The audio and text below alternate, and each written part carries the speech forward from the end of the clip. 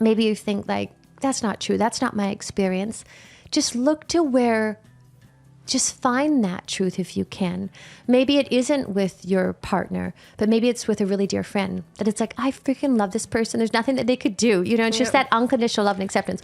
Maybe it's with your child. Yep. Maybe it's with your grandmother or your pet, your dog. Yep. I know that sounds crazy, but I have felt that way, and you have made me feel that way before. And I don't know that this is too much of a stretch, but just to give you an example, a long time ago, almost about 10 years ago. I don't know what story this is going to be, so that's fine. Well, I mean, we're different people. As anyone listening is, you're a different person now than you were 10 years ago. Or, I mean, I'm foreshadowing to try to have some caveats about the story I'm going to tell. But I had not gotten sober yet. I was still drinking. Tony, I had met you guys. We were working on Tony's book, Money Master the Game. So I'm working hard, et cetera, and was here on business for long days and nights and sometimes weeks, staying at the hotel. And as I mentioned, I was still drinking at this time, sometimes more heavily than I would have liked to admit. And I was walking down the hotel hallway. I've never told this story, I don't think, to anyone. I was walking down a hallway and kind of like, you know, like a pinball from door to door on uncertain, unsure footing. And not one of my best moments. It's hard for me even to picture the girl that was walking down that hallway, fumbling with her hotel key, trying to find the right hotel room. And I looked down the hallway and you were standing there. And I had a moment of like, I was mortified. I was shocked. I was embarrassed. I was humiliated. And I wanted to hide. There's nowhere to hide in a hotel hallway, right? And like, if I could have thrown a black hole on the ground and dove in it, I would have. And I'm just like, I mean, had this flood of emotion of like, there goes everything. There goes my life. There goes my job. There's no way I'm not going to get fired.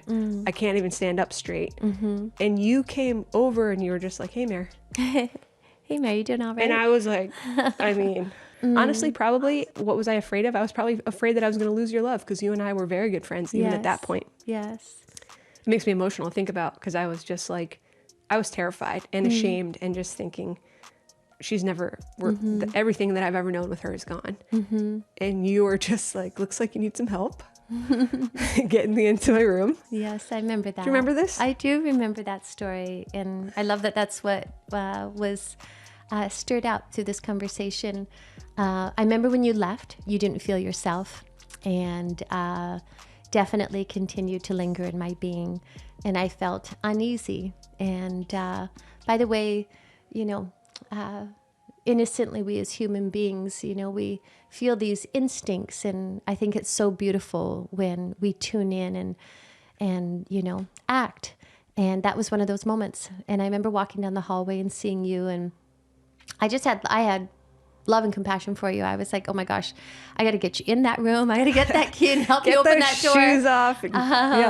And you know, love is birthed through many moments of that. Where, you know, when you love, it wasn't about what I thought you should be doing or shouldn't be doing. I couldn't care less. You know, I cared about you and I wanted you supported, and to know that, hey, I was there. And, you know, I'm just so surprised that you're sharing this conversation or this story right now. Maybe it's not the right place to share. I think it's actually really beautiful. I think it's really beautiful because it's a reminder that love sees through a lens. There is, you know, love doesn't judge. You know, love accepts, it allows, it understands, it connects. It's patient. I think we're speaking of Corinthians. Don't quote me on that, but I think that's the prayer that you were mentioning. I think the love is patient, love is kind. Yes. I expected to be met with disgust and judgment. And you just, it wasn't like, you weren't laughing. It was just, it felt nothing but compassion. And like, and that moment of love is what made me be like, something's got to change. Well, that's beautiful. How many years have you been sober, Mary B? I am going on 7 years. That's incredible. That's awesome. Yep. I haven't had a drink in 7 years. I can't believe it. And it's probably worth mentioning in the Love podcast, if alcohol is something that you don't have a healthy relationship with, I would not have been able to admit this. I would have been like, it is not unhealthy. In fact, it is the lubricant that I need for my emotions to go into that direction of, I mean, love is probably the wrong word there. That's not love, but for relationships, let's say. Or life. For life. I wouldn't have thought I would be able to function without it. And this is not an advertisement to do that. I'm just saying, if you hear this and any part of you goes, man, my relationship, I would have a lot less problems if I didn't have maybe some problems myself with alcohol or whatever your thing is. Everybody's got something probably. And when you find someone that will love you through that and you want to be better for, that's a powerful thing. And it's also an example of, it doesn't have to be your, this isn't some romantic story. This person loved me enough to make me say, I don't ever want to be that. Because I was judging myself as disgraceful. And if that was my impression of myself in that moment, I don't want to be that for you. And you made me see that I don't want to be that for me. Well, and love does that.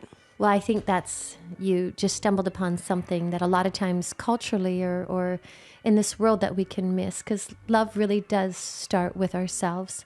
And I simply reflected who you are, Mare, in that moment, or maybe possibly reminded you who you are. And I think we're all doing that, or we all have the opportunity to do that for each other. And that's the gift that's where we meet in this human experience. And by the way, if it isn't alcohol, we all numb ourselves or can distract ourselves, or, there's many different ways to do such things. And if it isn't alcohol, it might be food, or if it isn't food, it might be this. We can all walk down that path. And then there's another way, which is actually leaning into it and stepping through it and understanding what's coming up. I was thinking about this conversation and thinking about, like, where does unconditional love fit in this society? And I think it, for myself anyways, or from my own experience more accurately, it's the understanding that we are all in this thing together. We all have this internal experience of mind that, there's those two voices within inside of ourselves. It's like the one that is a greater truth, or a broader truth, or the truth for ourselves.